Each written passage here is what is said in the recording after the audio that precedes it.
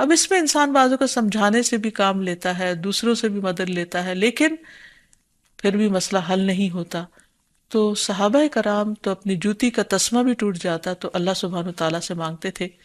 تو اگر گھر کے اندر کسی قسم کی ناچاکی یا پریشانی ہے تو اس سلسلے میں بھی ہمیں اللہ تعالیٰ کی طرف رجوع کرنا چاہیے، اور پھر اس کے ساتھ ساتھ دوسرے کو جو مشکل پیدا کر رہا ہے سمجھانا بھی چاہیے.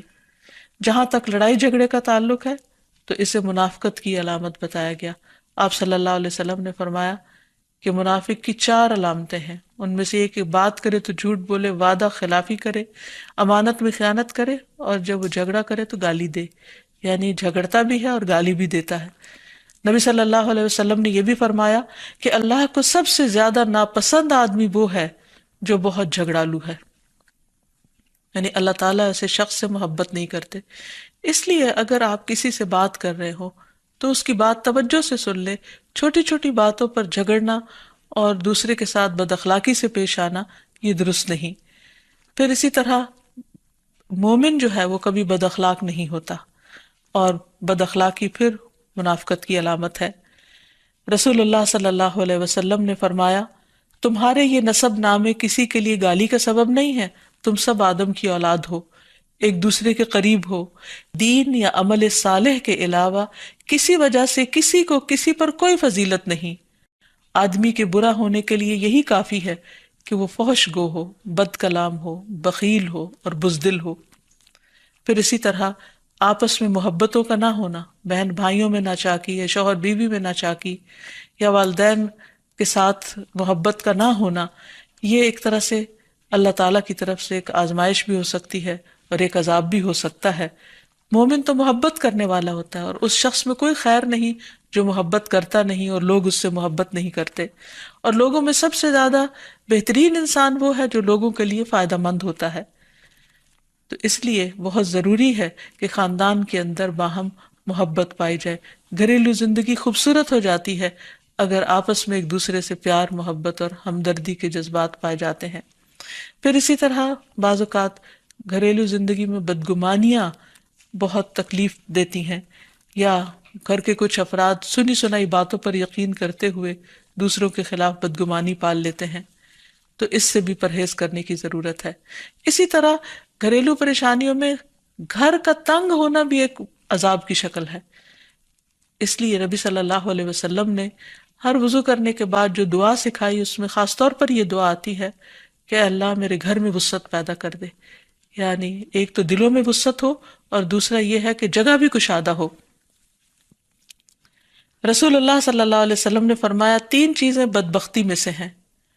عورت جب تو اسے دیکھے تو وہ تجھ کو بری لگے اور وہ تجھ پر اپنی زبان چلائے، اور اگر تو اس سے غائب ہو تو وہ اپنے نفس کی اور تیرے مال کی حفاظت نہ کرے. دوسرے مریل سواری کہ اگر تو اسے مارے اور چلائے تو تجھ کو تھکا دے، اور اگر اسے چھوڑ دے تو تجھے جلد تیرے ساتھیوں تک نہ پہنچائے. اور ایسا گھر جو تنگ اور کم سہولتوں والا ہو.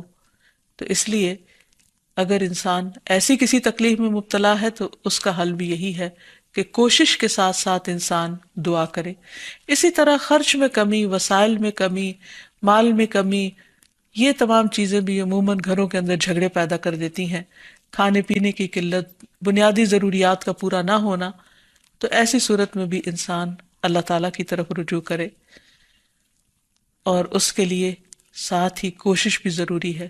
کوشش میں سب سے پہلے تو یہ کہ انسان لڑائی جھگڑا چھوڑے، صبر و ضبط کی عادت ڈالے، برداشت اور تحمل کی عادت اپنے اندر پیدا کرے، اپنے اخلاق کو بہتر بنائے. ایک حدیث کے مطابق اللہ سبحانہ و تعالیٰ جب کسی گھرانے پر خیر و برکت نازل فرمانا چاہتے ہیں تو اس گھر والوں کے اندر نرمی پیدا کر دیتے ہیں.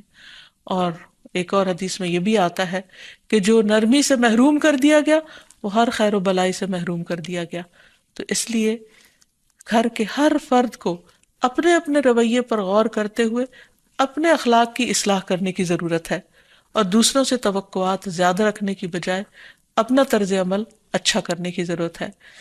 اور گھر والوں کے ساتھ بہترین ہونا نبی صلی اللہ علیہ وسلم کی سنت ہے. آپ نے فرمایا تم میں سے بہتر وہ ہے جو اپنے گھر والوں کے لیے بہتر ہو، اور میں تم سب کی نسبت اپنے گھر والوں کے حق میں اچھا ہوں. یعنی آپ نے اپنی مثال دی کہ میں سب سے اچھا سلوک اپنے گھر والوں سے کرتا ہوں، تو تمہیں بھی اگر اچھا بننا ہے تو ایسا ہی کرنا ہوگا. پھر اسی طرح گھر والوں کو زیادہ سے زیادہ فائدہ پہنچانا. حسن بصری سے مروی ہے کہ اللہ تعالیٰ کے نزدیک پسندیدہ بندے وہ ہیں جو اپنے اہل و عیال کو سب سے زیادہ نفع دینے والے ہیں. پھر اسی طرح پیار و محبت سے رہنا. اگر لڑائی جھگڑا ہو بھی جائے یا کوئی غلط فہمی پیدا بھی ہو جائے تو اس وقت خاموشی اختیار کر لینا، مناسب وقت کا انتظار کر کے اس غلط فہمی کو دور کرنا ضروری ہے. پھر اسی طرح اللہ سبحانہ وتعالیٰ نے گھریلو زندگی کو خوشگوار بنانے کے لیے جو بہترین ہدایت ہمیں قرآن مجید میں دی ہے وہ ہے عفو درگزر سے کام لینا. اللہ تعالیٰ فرماتے ہیں يا أيها الذين آمنوا إن من أزواجكم وأولادكم عدوا لكم فاحذروهم وإن تعفوا وتصفحوا وتغفروا فإن الله غفور رحيم. انما اموالكم واولادكم فتنة والله عنده اجر عظيم. اے لوگو جو ایمان لائے ہو، بے شک تمہاری بیویوں اور تمہارے بچوں میں سے بعض تمہارے دشمن ہیں، سو ان سے ہوشیار رہو، اور اگر تم معاف کرو اور درگزر کرو اور بخش دو تو بے شک اللہ بے حد بخشنے والا نہایت رحم فرمانے والا ہے. تمہارے مال اور تمہاری اولاد تو محض ایک آزمائش ہے، اور جو اللہ ہے اسی کے پاس بہت بڑا اجر ہے. یعنی انسان کو بعض اوقات اپنی ہی بیوی یا بیوی کو اپنے ہی شوہر سے اور بعض اوقات اپنے ہی بچوں سے یا اپنے ہی والدین سے دشمنی کا اندیشہ ہو سکتا ہے، اور وہ ایک دوسرے کے لیے مصیبت اور بلا ہو سکتے ہیں. لیکن ایسی صورت میں بھی انسان کا گزارا نہیں ہو سکتا جب تک ایک دوسرے کو معاف نہ کرے. زندگی کی گاڑی نہیں چل سکتی جب تک انسان دوسروں کے قصور اور غلطیاں ان سے درگزر نہ کرے، کیونکہ ہر انسان کبھی غصے کی وجہ سے، کبھی جہالت کی وجہ سے، کبھی جلد بازی کی وجہ سے، کبھی لوگوں کے اکسانے پر اپنے پیاروں کے ساتھ زیادتیاں کر جاتا ہے. تو ایسی صورت میں انسان اگر چاہتا ہے کہ اس کی زندگی خوشگوار ہو تو اسے معاف کرتے رہنا چاہیے. نبی صلی اللہ علیہ وسلم کے اخلاق کے بارے میں جب پوچھا گیا تو حضرت عائشہ کہتی ہیں کہ آپ طعن و تشنیع کرنے والے نہ تھے، یعنی طعنے نہیں دیتے تھے، یعنی اگر کسی سے غلطی ہو جاتی تو اسے بار بار یاد نہیں کراتے تھے، فحش کام نہیں کرتے تھے، بازاروں میں چیخنے والے اور برائی کا بدلہ برائی سے دینے والے نہ تھے، بلکہ معاف کرنے والے اور درگزر کرنے والے تھے. اور حقیقت یہ ہے کہ جو جس کے جتنا قریب ہوتا ہے، جیسے گھر والے ہیں، اس کی غلطیاں اور اس کی کمزوریاں زیادہ سامنے آتی ہیں، اور پھر وہ ریپیٹڈلی سامنے آتی ہیں، بار بار سامنے آتی ہیں. تو ایسی صورت میں معاف کرنا بھی مشکل لگتا ہے، لیکن پھر بھی معاف کیے بغیر گزارا نہیں. پھر اسی طرح یہ ہے کہ انسان اگر ہمیشہ دوسروں کا حق ادا کرنے کی فکر کرے تو اس سے بھی بہت سے جھگڑے ختم ہو جاتے ہیں. شوہر اگر بیوی کو حق دینے والا ہو، بیوی خوشی سے شوہر کا حق دینے والی ہو، بہن بھائی ایک دوسرے کے اوپر قربانی کرنے والے ہوں، ایثار کرنے والے ہوں، تو ایسی صورت میں گھر کا ماحول بہت خوشگوار ہو سکتا ہے. عورت کے بارے میں فرمایا نبی صلی اللہ علیہ وسلم نے کہ عورت اس وقت تک ایمان کی حلاوت نہیں پا سکتی جب تک کہ وہ اپنے شوہر کا حق ادا نہیں کرتی. اسی طرح شوہر کے لیے نبی صلی اللہ علیہ وسلم کا یہ اسوہ حسنہ بہترین ہے کہ آپ صلی اللہ علیہ وسلم اپنے گھر ہوتے ہوئے اپنے گھر والوں کے کام کاج میں ہاتھ بٹایا کرتے تھے، ان کی خدمت کیا کرتے تھے. جب نماز کا وقت ہوتا تو فوراً نماز کے لیے تشریف لے جاتے. آپ اپنے چھوٹے چھوٹے کام خود کر لیا کرتے تھے. یعنی اس سے بھی یہ پتہ چلتا ہے کہ خوشگوار گھریلو تعلقات میں دوسرے پر بوجھ نہ بننا ایک بہت اہم نکتہ ہے، کیونکہ اگر ہر انسان اپنی ذمہ داری خود لے لے تو دوسروں کے لیے وہ خوشگوار ہو جاتا ہے. پھر اسی طرح گھر والوں کو اگر کوئی غم، تکلیف یا پریشانی ہو تو اس موقع پر اپنے اختلافات کو بھول کر ان کی مدد کرنا، ان کی کیئر کرنا اور ان کی دلجوئی کرنا یہ بھی بہت ضروری ہے. اور حد الوسع گھر کا ماحول خوشگوار رکھنا چاہیے، ایک دوسرے کا احساس کرتے ہوئے اور ایک دوسرے کے کاموں میں عیب نہ نکالتے ہوئے، اور ایک دوسرے کو اپریشیٹ کرتے ہوئے، ایک دوسرے کی اچھی خوبیوں کو اور اچھی باتوں کو کی تعریف کرتے ہوئے، اور اسی طرح بعض اوقات اپنی خواہشات کو پیچھے کرتے ہوئے. کیونکہ اگر ہر انسان یہ چاہے کہ زندگی اس کے مطابق، کیونکہ اگر ہر انسان یہ چاہتا ہو کہ ہر کام گھر میں اس کی مرضی کے مطابق ہو تو یہ ممکن نہیں.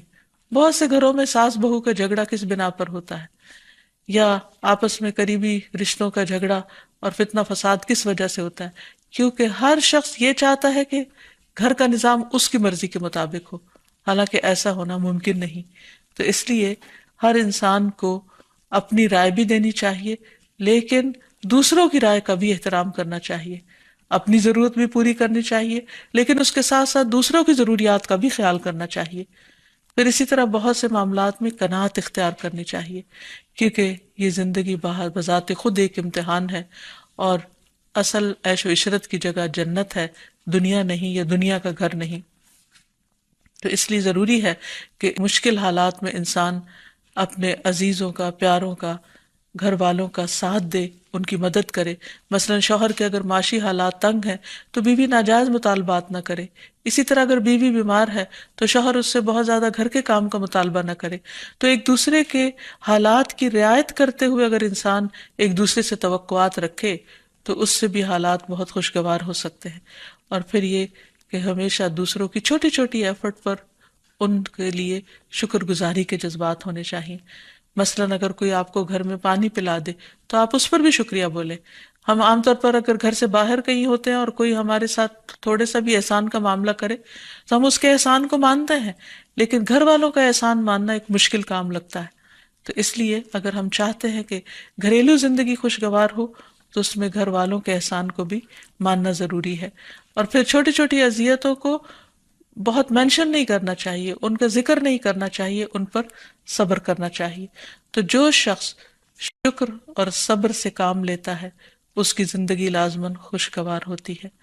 لیکن اس کے باوجود بھی اگر گھریلو زندگی میں تنگی ہو، تکلیف ہو، آپس کی ناچاکی ہو، دشمنی ہو، پریشانی ہو، بہت بے چینی ہو، تو پھر اللہ سبحانہ وتعالیٰ ہی کی طرف رجوع کرنا چاہیے. کیونکہ قرآن مجید میں آتا ہے وَإِن يُرِدْكَ بِخَيْرٍ فَلَا رَادَّ لِفَضْلِهِ يُصِيبُ بِهِ مَن يَشَاءُ مِنْ عِبَادِهِ وَهُوَ الْغَفُورُ الرَّحِيمُ. اور اگر اللہ تجھ سے کوئی بھلائی کرنا چاہے تو کوئی اسے ٹالنے والا نہیں، وہ اپنے بندوں میں سے جسے چاہے فضل سے نوازتا ہے، اور وہ بخشنے والا اور رحم کرنے والا ہے.